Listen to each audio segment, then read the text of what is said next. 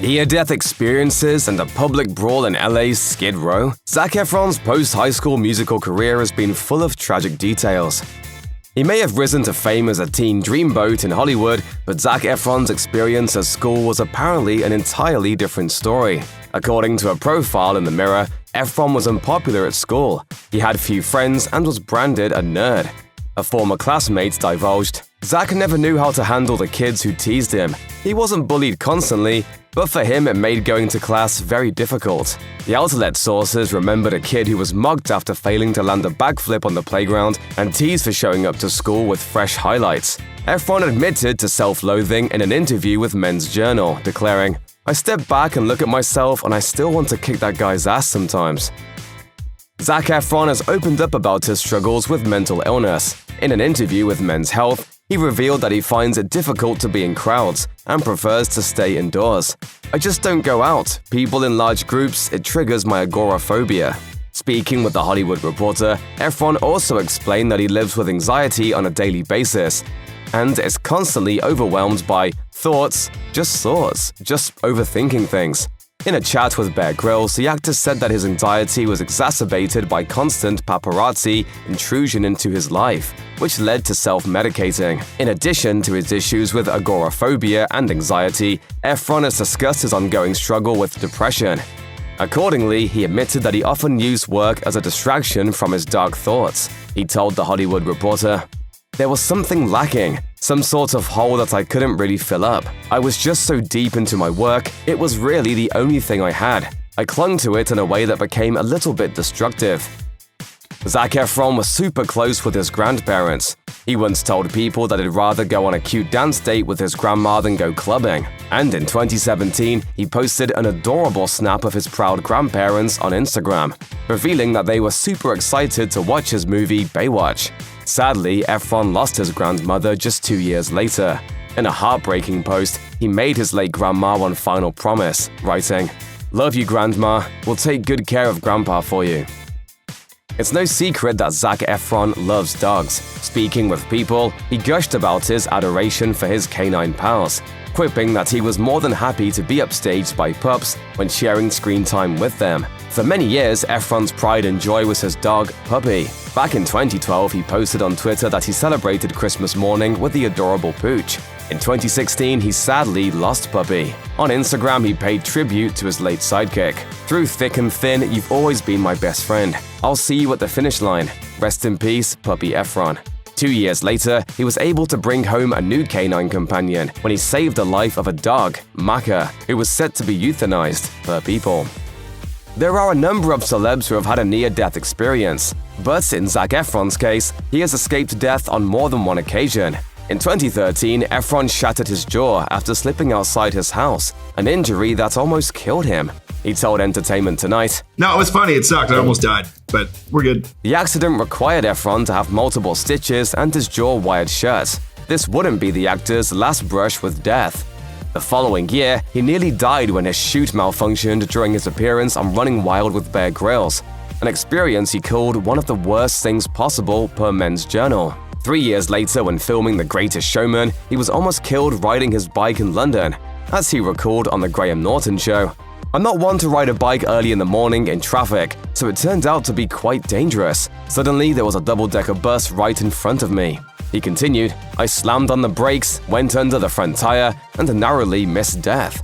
Then Efron had a terrifying near-death experience when filming a documentary in Papua New Guinea in 2019.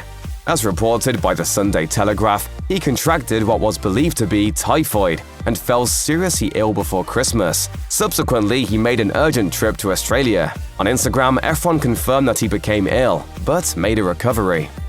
2013 would prove a difficult year for the High School Musical alum. Zac Efron went to rehab twice for substance misuse. According to TMZ, he suffered a relapse while filming Neighbors and was finding it difficult to turn up for work. The outlet claimed that he began hanging with a new group of friends who had introduced him to cocaine. Opening up to USA Today about his struggles with alcohol and drug misuse, Efron admitted that there was once a time when he wasn't too dissimilar from his Live Fast and Die Young Neighbors character, Teddy. Subsequently, colleagues expressed concern that playing Teddy may have triggered Efron, who was in the midst of recovery at the time.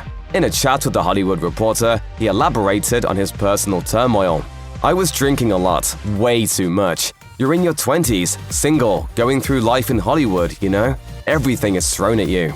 Moreover, his personal issues were exacerbated by his work. In particular, Efron had difficulties filming Neighbors due to the non-stop partying after filming, which exposed him to vice at every corner. He began attending AA meetings and also saw a therapist to treat his issues. He said, "I think it's changed my life. I'm much more comfortable in my own skin." However, he also acknowledged that his substance misuse was a never-ending struggle. Per USA Today, Efron has been sober since 2014. A longtime supporter of cancer charities, Zac Efron appeared in a video for Stand Up to Cancer in 2010. Like so many others, the actor has a deeply personal connection to cancer. A year before he starred in the charity video, his cousin, Emily Hobson, was diagnosed with Ewing sarcoma. According to a 2018 study, Ewing sarcoma is an extremely aggressive type of bone cancer, affecting children and adolescents. Hobson underwent chemotherapy, but the treatments left her in financial difficulty. Subsequently, a charity gala was held in her honor, with Efron making an appearance at the event. In 2012, Efron revealed on Twitter that it was Hobson, who was in remission from cancer at the time, who helped him get started in the entertainment industry. Tragically, she died just 1 year later, aged 28. According to her obituary in Santa Clarita magazine, she was a film student who devoted her final years to running a support group for fellow cancer patients.